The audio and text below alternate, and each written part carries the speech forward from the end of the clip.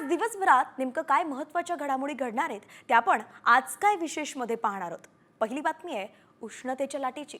राज्यात पारा हा 40शी पार पोहोचला असून कडक उन्हाच्या तडाख्यामुळे अंगाची अगदी लाही होतीये। मुंबईत तापमान हे 34 अंशांच्याही पुढे गेलंय, तर पुढचे 5 दिवस राज्यात तापमान स्थिर राहणार असल्याची शक्यता हवामानशास्त्र विभागाने वर्तवली आहे। दुसरी बातमी आहे वाढत्या तापमानात रुग्णांच्या आरोग्याशी जो खेळ सुरू आहे त्या संदर्भात। चक्क आयसीयू वॉर्डमध्ये नातेवाईकांना रुमाल फडकवत रुग्णांना हवा द्यावी लागतीये। नांदेडच्या विष्णुपुरीमधल्या डॉक्टर शंकरराव चव्हाण सरकारी रुग्णालयातला हा धक्कादायक प्रकार आहे। आणि तिसरी बातमी आहे पीक विम्यासंदर्भात।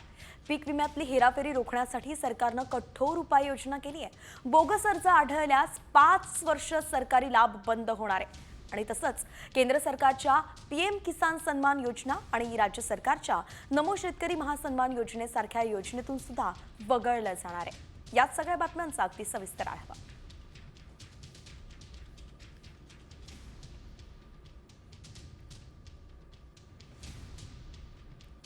आणि यानंतर आता राजकीय बातम्यांकडे आपण वळतोय। न्यूज पॉइंट 20च्या माध्यमातून त्या सगळ्यांचा अगदी वेगवान आढावा। उद्योगपती गौतम अदानींनी मुख्यमंत्री देवेंद्र फडणवीसांची भेट घेतली आहे। दोघांमध्ये जवळपास 1.5 तास चर्चा झाली आहे। रात्री उशिरा सागल बंगल्यावरती ही भेट झाली आणि यावेळी विविध विकास प्रकल्पांवरती चर्चा झाल्याची ही माहिती आहे। औरंगजेबाच्या कबरीबाबत निर्णय घेण्याची जबाबदारी मुख्यमंत्री आणि दोन्ही उपमुख्यमंत्र्यांची आहे, असं मंत्री गुलाबराव पाटील म्हणाले। बजरंग दलाचा आंदोलनाचा स्वतःचा निर्णय आणि याबाबत सरकार विचार करेल असंही ते म्हणाले।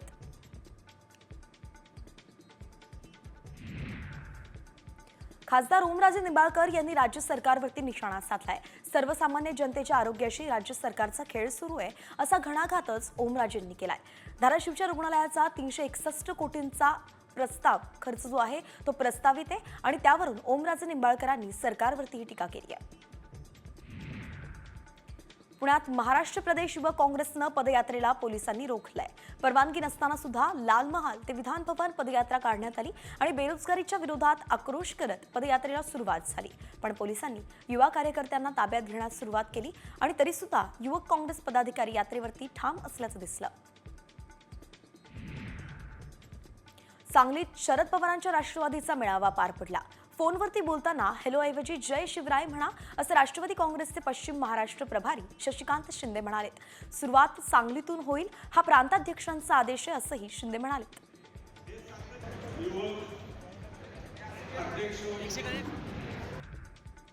ठाकरे गटाचे नाशिकमधील खासदार राजाभाऊ वाजेंनी भाजप आमदार आणि पदाधिकाऱ्यांची भेट घेतली आहे। वाजेंनी आमदार परांदे आणि अहिरेंच्या घरी जाऊन सदिच्छा भेट घेतली आहे, तर भाजप शहराध्यक्षासह जिल्हाध्यक्षांची भेट घेतली आणि म्हणून राजकीय वर्तुळात चर्चांना उधाण आलंय। नाशिक शहर विकासाच्या कामासाठी ही भेट घेतल्याचं बोललं जात आहे। सांगलीचे भाजप आमदार सुधीर गाडगीळ यांनी एसटी परिवहन खात्याच्या कारभारावरती नाराजी व्यक्त केली आहे। सांगली आगाराला केवळ 5 बसेस देण्यात आल्यानं गाडगीळांनी नाराजी व्यक्त केली आहे। तसंच आणखी नवीन बसेस द्याव्या अशी मागणी परिवहन मंत्री प्रताप सरनाईक यांच्याकडे त्यांनी केली आहे।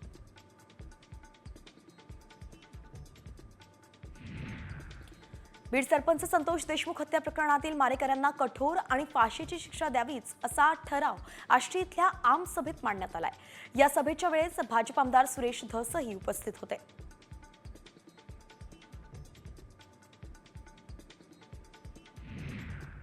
बीड पोलिसांनी तृप्ती देसाईंना नोटीस बजावली आहे। कराड प्रकरणात पोलिसांवरती केलेल्या आरोपांचे पुरावे सादर करण्याचे आदेश देण्यात आले।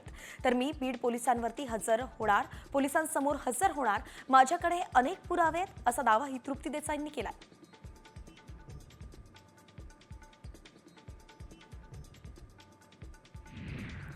धनंजय मुंडे आणि सुरेश धस यांच्यानंतर अंजली दमानी यांच्या निशाण्यावरती आता मनोज जरांगे पाटील आलेत। प्रत्येक जण अशी मारहाण करायला लागलं तर पोलीस स्टेशन बंद करावं अशी संतप्त प्रतिक्रिया अंजली दमानी यांनी दिली आहे। जरांगे पाटलांच्या माणसांकडून सुरेश धसांच्या कार्यकर्त्याला मारहाण करण्यात आली होती आणि तो व्हिडिओही व्हायरल झाला होता।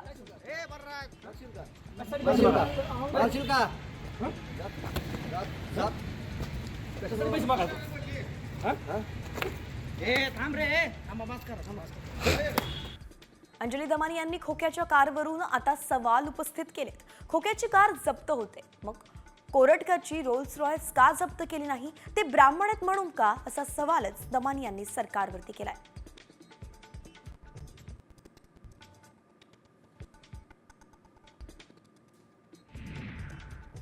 आणि यानंतर थेट जातोय बीडमध्ये, कारण बीडमध्ये काळीच पिळवटून टाकणारी अशी घटना घडली आहे. 18 वर्ष पगार मिळाला नाही म्हणून एका शिक्षकानं टोकाचं पाऊल उचललंय. बीडच्या कृष्णा अर्बन कोऑपरेटिव्ह बँक लिमिटेडच्या केज शाखेसमोरच त्यानं फाशी घेतली आहे. संस्थाचालक मुंडेंचं नाव घेत त्यांनी धक्कादायक आरोप केलेत आणि गेल्या 18 वर्ष पगार न देणाऱ्या या मुंडेंच्या विरोधात काय कारवाई करणार, शिक्षकाला एवढ्या टोकाचा निर्णय घ्यायला लावणाऱ्या मुंडेवरती अटकेची कारवाई कधी होणार, असा सवाल आता उपस्थित केला जातोय. अत्यंत धक्कादायक बातमी म्हणावं लागेल.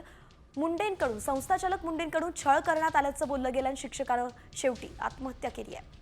तर आत्महत्येच्या आधी या शिक्षकानं आपल्या 3 वर्षांच्या मुलीला पत्र सुद्धा लिहिलंय. त्यात नेमकं काय आरोप केलेत आपण ग्राफिक्सच्या माध्यमातून सविस्तर पाहूयात. श्रावणी बाळा, तुझ्या बापूला शक्य झालंच तर माफ कर.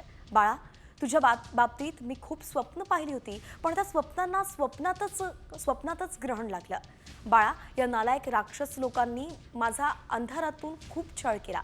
विक्रम बाबूराव मुंडे, विजय विक्रम मुंडे, अतुल विक्रम मुंडे आणि त्यांचे कार्यकर्ते उमेश रमेश मुंडे, गोविंद नवनाथ आव्हाड तर ज्ञानेश्वर राजेभाऊ मुरकुटे या सर्वांनी माझा खूप छळ केला. मला हे हाल करून मारणार आहेत. मी फक्त विचारलं होतं की तुमच्या शाळेवरती गेली 18 वर्ष झाले काम करतोय, अजून मला पगार नाही, आता पुढे काय करायचं. त्यावरती विक्रम मुंडे म्हणाले की तू फाशी घे म्हणजे तू मोकळा आणि मी पण तुझ्या जागेवरती दुसरा कर्मचारी भरायला मोकळा. ऐकून माझ्या पायाखालची जमीनच सरकली आणि त्यानंतर या लोकांनी मला त्रास द्यायलाही सुरुवात केली. श्रावणी बाळा, हे सर्व राक्षस आहेत. या राक्षसांमुळेच मी तुझ्यापासून दूर जातोय, असं त्यांनी शेवटच्या पत्रात नमूद केलंय. यात त्यांनी आरोपींची नावं सुद्धा सांगितले, म्हणून त्यांच्यावरती आता कारवाई होणार का, आत्महत्येसाठी प्रवृत्त केल्याप्रकरणी ही कारवाई होणार का, पाहावं लागेल.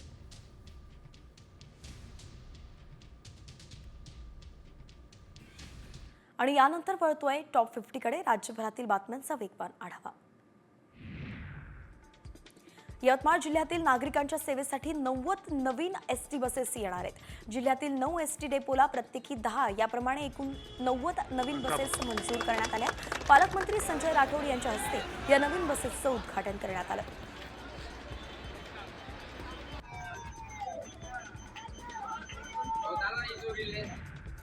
मध्य आणि हार्बर मार्गावरती मेगा ब्लॉक घेण्यात आला आहे. हार्बर मार्गावरती वाशी ते पनवेल ब्लॉक असणार आहे आणि या ब्लॉक कालावधीत सीएसएमटी ते वाशी विशेष गाड्या सोडल्या जाणार आहेत. मध्य रेल्वेवरती सीएसएमटी ते कल्याण जलद मार्गावरती ब्लॉक असून ठाणे आणि कल्याण स्थानकांदरम्यान अप आणि डाऊन जलद मार्गावरती लोकल सेवा सुरू राहील.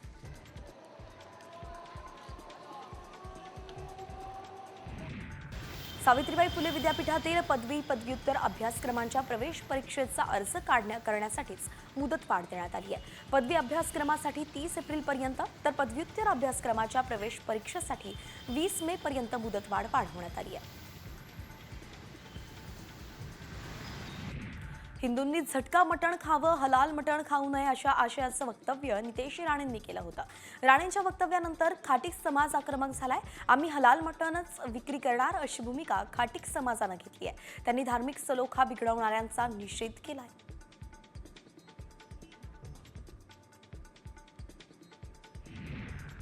ठाण्याच्या घोडबंदर रोडवरती आनंदनगरमध्ये एका अल्पवयीन मुलाचा कार चालवतानाचा व्हिडिओ समोर आलाय. या संदर्भात साम टीव्हीनं बातमी दाखवताच ठाणे पोलिसांनी गाडी मालक आणि चालकावरती दंडात्मक कारवाई केली आहे. तसंच आपल्या अल्पवयीन मुलांना गाडी चालवण्यास न देण्याचं आवाहन वाहतूक पोलिसांनी केलंय.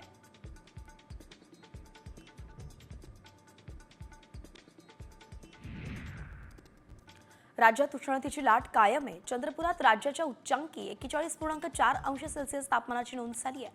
आजही विदर्भातील उष्णतेची लाट कायम राहण्याचा अंदाज हवामानशास्त्र विभागानं दिलाय आणि त्यामुळे घराबाहेर पडताना योग्य काळजी घ्या, असंही आवाहन प्रशासनानं केलंय. परभणी जिल्ह्यात 3 दिवसांपासून उष्णतेची लाट कायम आहे. तापमान 38 अंशांवरती गेलाय. वाढत्या तापमानाचा फटका सर्वांनाच बसतोय. कडक उन्हामुळे दुपारी रस्त्यांसह गल्ली बोळात सुद्धा रस्ते सामसूम पाहायला मिळतात.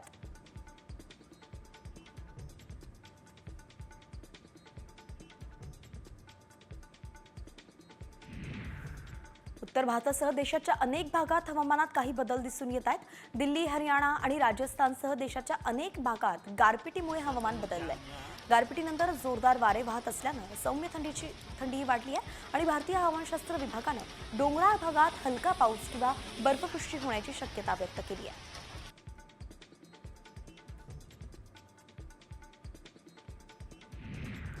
भारतीय हवामानशास्त्र विभागानं जम्मू काश्मीर आणि लडाखमध्ये मुसळधार पावसाबाबत येलो अलर्ट जारी केलाय। जम्मू आणि काश्मीरमधील गुलमर्ग, बारामुल्ला परिसरात बर्फवृष्टी झाली आहे। त्यामुळे संपूर्ण परिसरात बर्फाची चादर आहे।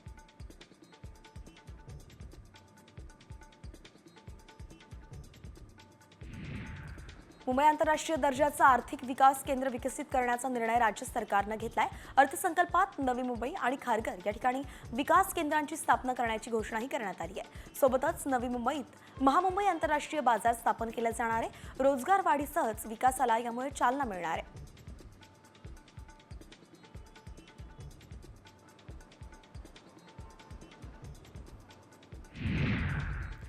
बदलापूर जवळच्या आपटी नदीत बुडालेल्या तरुणाचा व्हिडिओ समोर आलाय। नदीत तरुण बुडत असताना काठावरून त्याचे मित्र व्हिडिओ बनवत असल्याचा प्रकार समोर आला। नासिर शेख हा धुळवडीच्या दिवशी मित्रांसह आपटी नदीत पोहण्यासाठी गेला होता आणि यावेळी पाण्याचा अंदाज न आल्यानं तो बुडाला। इथल्या काही लोकांनी त्याचा व्हिडिओ केला होता।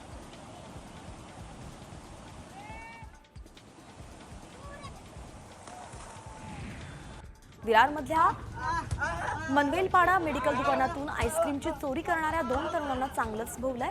हे दोघे जण दुकान मालकाचं लक्ष चुकवून फ्रीजमधील आईस्क्रीम चोरी करत होते। याच दरम्यान त्यांना आजूबाजूच्या लोकांनी पकडून चांगलाच चोप दिला।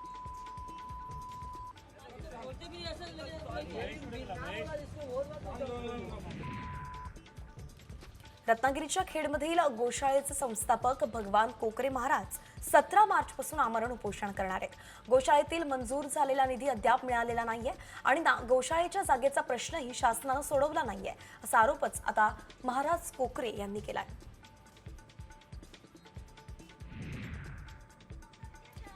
पुण्याच्या वाघोलीत अळी परिसरात नागरिकांची पाण्यासाठी वणवण सुरू आहे। गेल्या 5 ते 6 दिवसांपासून नागरिक पाण्यासाठी भटकंती करतात। पाणी पुरवठा विभागाकडून पाणी पुरवठा खंडित झाल्याचं कोणतंही कारण न देता पाणी कपात करण्यात आली आहे आणि म्हणून नागरिकांना मोठ्या समस्यांना सामोरं जावं लागतंय।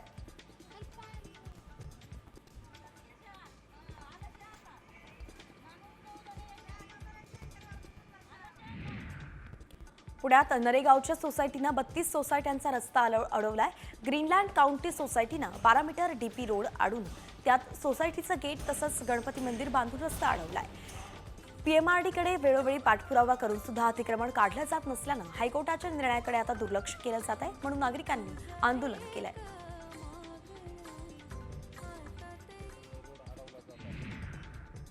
गडचिरोली पोलिसांनी माओवाद्यांचा मोठा घातपाताचा प्रयत्न उधळून लावलाय। माओवाद्यांनी पुरून ठेवलेले स्फोटक आणि साहित्य पोलिसांनी नष्ट केले आहेत। यावेळी एक भरमार बंदूक सुद्धा जप्त करण्यात आली आहे, तर जंगल परिसरात माओवाद विरोधी अभियान आणखी तीव्र करण्याचे संकेत देण्यात आलेत।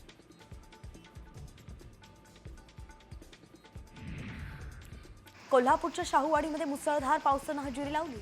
विजांच्या कडकडाटासह ढगांचा गडगडाट पाहायला मिळाला। अवकाळी पावसानं जोरदार हजेरी लावल्यानं उष्णतेनं हैराण झालेल्या नागरिकांना दिलासा मिळाला।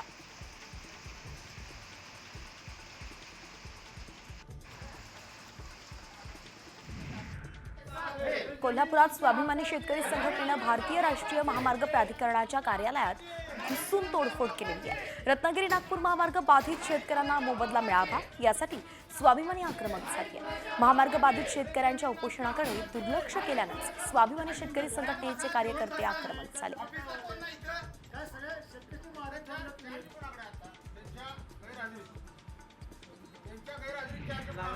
सिंधुदुर्गात कोट्यवधी रुपयांच्या दारूवरती रोलर चढवून अवैध साठा नष्ट करण्यात आलाय। महाराष्ट्रापेक्षा स्वस्त असलेल्या गोवा बनावटीची दारूची चोरटी, वाहतूकच आणि विक्री सिंधुदुर्गात होत होती। याची माहिती मिळताच एक्साईज विभागानं अवैध दारू साठा जप्त केला आणि यामध्ये जप्त केलेल्या 2,69 लाखांच्या दारू साठ्यावरती रोलर फिरवून नष्ट करण्यात आलं।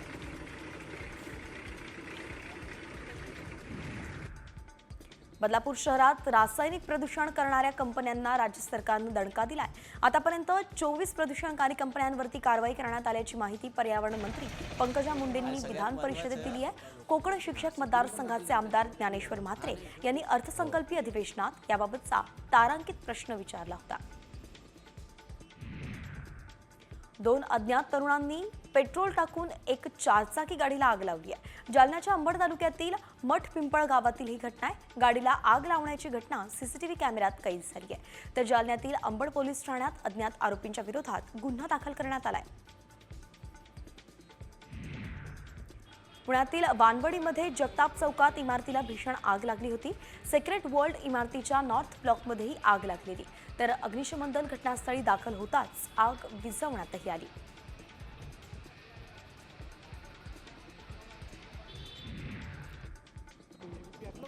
छत्रपती संभाजीनगरच्या वसुसायगावाजवळ दुचाकी आणि आयशरचा भीषण अपघात झाला। हा अपघात इतका भीषण होता की अपघातानंतर दोन्ही वाहनांनी पेट घेतला। आयशर आणि दुचाकीचा काही क्षणात कोळसा झालाय।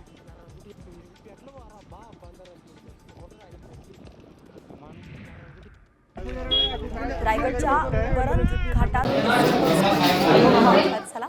एसटी बसचं ब्रेक निकामी झाल्यानं अपघात झाल्याची प्राथमिक माहिती आहे। सुनेभाऊ इथून महाडकडे येताना अवघड वळणावरती बस सुमारे 50 फूट खाली जाऊन पलटली आहे।